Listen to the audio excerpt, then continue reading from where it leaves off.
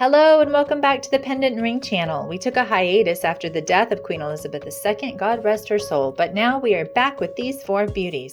Subscribe and hit the bell to be notified of all new weekly videos in your feed. Put your ideas and questions in the comments below. There's no such thing as a stupid question, and I look forward to talking with you. This is our first coin pendant of the day, a colonial Spanish 8 reals on a sterling silver wheat chain. This is an original pirate coin, one that escaped a fate as pieces of 8. Up next, we have this 1781 un real minted by our dude King Carlos IV, also in Mexico City. It comes with an 18-karat gold-filled snake chain, a certificate of authenticity, and a handsome velvet gift box.